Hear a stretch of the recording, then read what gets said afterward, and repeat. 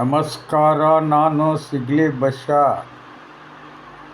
ಗದಗ ಜಿಲ್ಲಾ ಲಕ್ಷ್ಮೇಶ್ವರ ತಾಲೂಕು ಶಿಕ್ಷಣ ಗ್ರಾಮದ ಸಿಗ್ಲಿ ಬಸ್ಯ. ನಾನು ಇವತ್ತು ನಮ್ಮ ಕರ್ನಾಟಕದ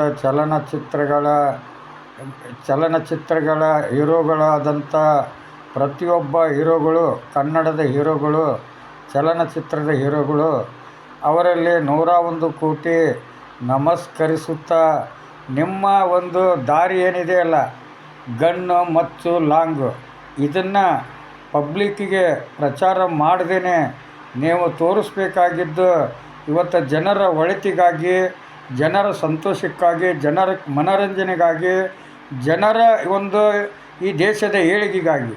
ಆದರೆ ನೀವೇನು ಮಾಡ್ತಾಯಿದ್ದೀರಿ? ಇದು ಸರಿಯಲ್ಲ ಅಂತ ನನ್ನೊಬ್ಬನ ಅನಿಸಿಕೆ ಅಷ್ಟೇ ಅಲ್ಲ, ನಿಮ್ಮ ಅನಿಸಿಕೆನೂ ಅದೇ ಇದೆ. ಅದಕ್ಕೋಸ್ಕರ ನೀವು ರೂಟು ಚೇಂಜ್ ಮಾಡಿಕೊಡ್ರಿ. ಹೆಂಗೆ ಸಿಗ್ಲಿ ಬಸ್ಸ ಕಳ್ತನ ಬಿಟ್ಟು ಈಗ 14 ವರ್ಷ ಆಯಿತು. ನನ್ನ ಮೇಲೆ ಯಾವುದು FIR ಇಲ್ಲ, ನನ್ನ ಮೇಲೆ ಯಾರೂ ದೂರು ಕೊಟ್ಟಿಲ್ಲ, ಯಾವುದೂ ನನಗೆ ಪೊಲೀಸ್ ತನಿಖೆ ಮಾಡಿಲ್ಲ. ಹಿಂಗೆ ಇವತ್ತು ನನಗೆ ನೀವೇ ನನಗೊಂದು ಒಳ್ಳೆ ಮನುಷ್ಯ ಅಂತ ಹೇಳಿದ್ರಲ್ಲ, ಅದಕ್ಕಿಂತ ದೊಡ್ಡ ಆಸ್ತಿ ನನಗೆ ಇನ್ನೊಂದಿಲ್ಲ. ಅದಕ್ಕೆ ನನ್ನ ಕನ್ನಡದ ಸಿನಿಮಾ ಹೀರೋಗಳಲ್ಲಿ ಈ ಸಿಗ್ಲಿ ಬಸ್ಸನ್ ಮನವಿ ಇಷ್ಟೇ: ಗನ್ನು, ಲಾಂಗು ಮತ್ತು ಹಿಡಿಯೋದು ಸೈಡ್ಗಿಟ್ಟು ಪೆನ್ನು ಹಾಳಿ ಹಿಡೀರಿ. ಯಾಕಂದ್ರೆ ನಮ್ಮ ಕರ್ನಾಟಕದಲ್ಲಿ ಈ ಒಂದು ಸ್ವತಂತ್ರಕ್ಕೋಸ್ಕರ ನಮ್ಮ ದೇಶದ ಪ್ರತಿಯೊಬ್ಬ ಪ್ರಜೆ ಕೊಟ್ಟಂಥ ಉಡುಗೊರೆ ಏನಪ್ಪ ಅಂದರೆ ಈ ದೇಶಕ್ಕೆ, ಅಂಥವರು ಇವತ್ತಿಗೆ ಕೀರ್ತಿ ಮೂರ್ತಿ ಆಗಿದ್ದಾರೆ. ಅವರು ಮೂರ್ತಿ ಅಷ್ಟೇ ಕಟ್ತೀರಿ, ಒಂದು ಸಲ ಒಂದು ಸರ್ಕಲ್ನಲ್ಲೇ ಒಂದು ಮೂರ್ತಿ ಕಟ್ತೀರಿ, ಅದಕ್ಕೆ ಒಂದು ಹೂವಿನಾರ ಹಾಕ್ತೀರಿ, ಆಮೇಲೆ ಒಂದು ಸಲ ಕೆರಳಾರ ಹಾಕಿ ಆ ಮೂರ್ತಿನ ಭಗ್ನಗೊಳಿಸ್ಬಿಡ್ತೀರಿ. ಅಂಥ ಸಂವಿಧಾನ ಕೊಟ್ಟು ನಿಮ್ಗೆ ಅನ್ನ ಕೊಟ್ಟಂಥ ಆ ತಂದೆ ಬಾಬಾ ಸಾಹೇಬ್ ಅಂಬೇಡ್ಕರ್ ಅಂಥ ಪುಣ್ಯಾತ್ಮನ ಮೂರ್ತಿ ಕಟ್ಟಿ ಇವತ್ತು ಅವನ ಮಕ್ಕಕ್ಕೆಲ್ಲ ಮಸಿ ಬೆಳೆದಿದ್ದೀರಲ್ಲ. ಟಿಪ್ಪು ಸುಲ್ತಾನ್ ಇಡೀ ಈ ದೇಶಕ್ಕೆ ಈ ದೇಶಕ್ಕೇ ಒಂದು ಭೂಮಿ ಹಂಚಿ ತನ್ನ ಮಕ್ಕಳನ್ನ ಈ ದೇಶಕ್ಕೆ ಮುಡುಪಾಗಿಟ್ಟು ಒಬ್ಬ ಕರ್ನಾಟಕದ ಕನ್ನಡಿಗ ಅನಿಸ್ಕೊಂಡನಲ್ಲ, ಆ ಹೆಮ್ಮೆ ಕನ್ನಡಿಗರಿಗೆ ಮನಸ್ಸಿನಲ್ಲಿ ಇರಬೇಕು. ಯಾಕಂದರೆ ನಾವು ಶಿಕ್ಷಣ ಓದಬೇಕಾದ್ರೆ ನಮಗೆ ಭಗವಂತ ಶಿಕ್ಷಣ ಕೊಟ್ಟಿದ್ದು ಮೈಸೂರು ಹುಲಿ ಯಾರು ಅಂದರೆ ಟಿಪ್ಪು ಸುಲ್ತಾನ್ ಅಂತಂದರೆ ಅದಕ್ಕೆ ಒಂದು ಮಾರ್ಕ್ಸ್ ಅಂತ ಇರ್ತಿತ್ತು, ಒಂದು ವ್ಯಾಲ್ಯೂಯೇಷನ್ ಇತ್ತು. ಆದರೆ ಈಗ ಆ ವ್ಯಾಲ್ಯೂಯೇಷನ್ ಕಳೆದಂಥ ಧರ್ಮಾಂಧರಿಗೆ ಈ ಮಾತು ಹೇಳ್ತಾ ಇರೋದು.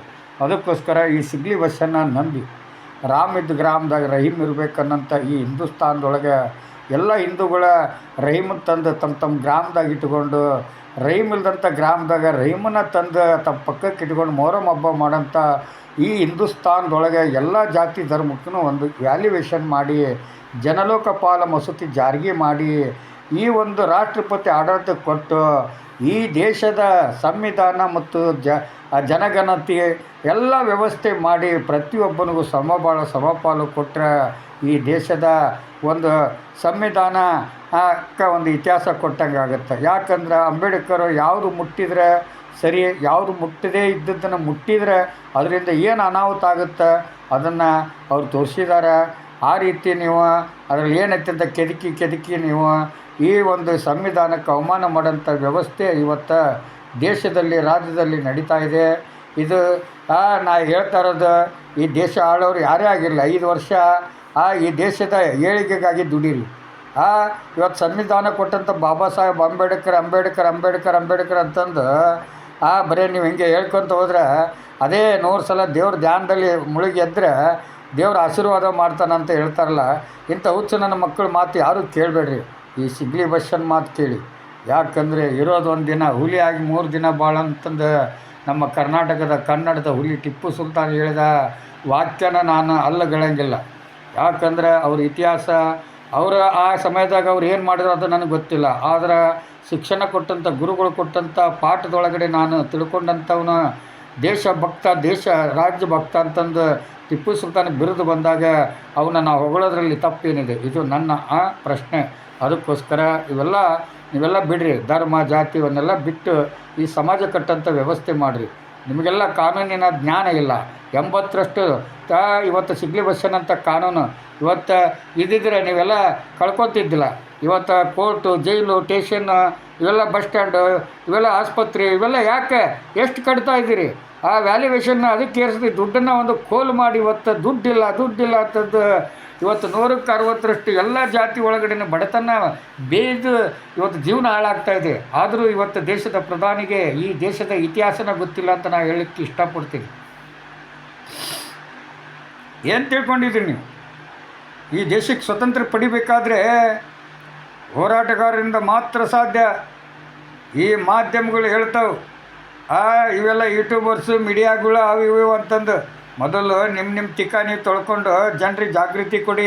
ಧರ್ಮ ಇಟ್ಕೊಂಡು ಧರ್ಮ ಅದ ಶಾಸನ ಬರ್ಯಾಕೆ ಅಂಥವ್ರ ಬಗ್ಗೆ ಹೇಳಕ್ಕೆ ಹೋಗ್ಬೇಡಿ. ನೀವು ನಿಜವಾಗಿ ನಾರದ್ರಿದ್ದಂಗೆ. ಯೂಟ್ಯೂಬರ್ಸ್ ಡೈರೆಕ್ಟ್ ಅವ್ರದ್ದು ಖಾಸಗಿ ಹೆಂಗೆ ಡೈರೆಕ್ಟ್ ಐತಿಲ್ಲ ಹಂಗೆ ಯೂಟ್ಯೂಬರ್ಸ್ ಡೈರೆಕ್ಟ್. ನೀವು ಅಂಗದೊಳಗೆ 4ನೇ ಅಂಗ ಅಂತಂದು ಇವತ್ತು 10 ಮಂದಿ ಪುಡಾರಿಗಳ್ನ ಇಟ್ಕೊಂಡು ನೀವು ಮಾಧ್ಯಮ ಅಂಗದ ಇತಿಹಾಸನ ಅಳಗಿಸ್ತಾ ಇದ್ದಿರಲ್ಲ. ನಿಮಗೆ ನಾಚಿಕೆ ಬರ್ಬೇಕಂತೀನ ಅಂಥವ್ನ ಹೊರಗೆ ಹಾಕಿ ಆ ಒಂದು ಸಂಸ್ಥೆನ ಇತಿಹಾಸಕ್ಕೆ ತನ್ನಿ. ಅದಕ್ಕೋಸ್ಕರ ಒಂದು ಮಾತು ಹೇಳ್ತೀನಿ, ಸಿಗ್ಲಿ ಬಸ್ಸನ ಇವತ್ತು ಸಿದ್ದರಾಮಯ್ಯ ದೇವರಾಜ ಅರಸರ ದಾಖಲೆ ಮುರಿತಾ ಇದ್ದಾನೆ. ಅದೇ ಥರ ಮುರಿದಿದ್ದಾರೆ. ಈಗ ಈ ಒಂದು ಸಚಿನ್ ತೆಂಡೂಲ್ಕರಿನ ದಾಖಲೆನ ವಿರಾಟ್ ಕೊಹ್ಲಿ ಮುರಿದಿದ್ದಾನೆ. ಈ ಸಿಗ್ಲಿ ಬಸ್ಸನ ದಾಖಲೆ ಯಾರು ಮುರಿತಾರೆ? ಒಬ್ಬ ಕೇಳಿದ, ಬಸ್ಸ ಇಷ್ಟೆಲ್ಲ ಮಾತಾಡ್ತೀವಿ ಬಿಗ್ ಬಾಸ್ಗೆ ಯಾಕೆ ಹೋಗಂಗಿಲ್ಲ ಅಂತ. ಬಿಗ್ ಬಾಸ್ ಅನ್ನೋದೇನು ನನಗೆ ದೊಡ್ಡದು ಅನ್ನಿಸ್ಲಿಲ್ಲಪ್ಪ ಅದು ಅಂದಣ. ಯಾಕಂದರೆ ಈ ಸಿಗ್ಲಿ ಬಸ್ಸನ ಕತೆ ಕೇಳೋಕ್ಕೆ ಒಂದೊಂದು ಜೈಲಿನಾಗ ಹೋಗಿ ಕೇಳಿ ಎತ್ತಿತ್ತ ರೌಡಿಗಳು ದುಡ್ಡಿನ ದುಡ್ಡು ಇತಿಹಾಸ ಇಟ್ಕೊಂಡು ಜೈಲಿಗೆ ಬಂದಾಗ ಸಿಗ್ಲಿ ಬಸ್ಸನ್ ದುಡ್ಡು ಮುಂದೆ ಆ ದುಡ್ಡೇನು ದೊಡ್ಡದಾಗಲಿಲ್ಲ. ಸಿಗ್ಲಿ ಬಸ್ಸನ್ ತಲೆ ದೊಡ್ಡದಾಯ್ತು. ಅದಕ್ಕೆ ರೌಡಿಗಳು ಸಿಗ್ಲಿ ಬಸ್ಸನ್ ರೂಮ್ನಾಗ ಇರ್ತೀನಂದರೆ 50-60 ರೂಪಾಯಿ ಪೊಲೀಸರಿಗೆ ಕೊಟ್ಟು ನನ್ನ ರೂಮ್ನಾಗ ಬಂದು ತಾವು ಮಾಡಿದಂಥ ಅಪರಾಧದ ಇತಿಹಾಸ ತಿಳ್ಕೊಂಡು ಒಂದು ಬದುಕೋ ದಾರಿ ಸಲಹೆ ಪಡ್ಕೊತಾ ಇದ್ರು ರೌಡಿಗಳು. ಅಂಥ ಬಸ್ಸ ಒಂದು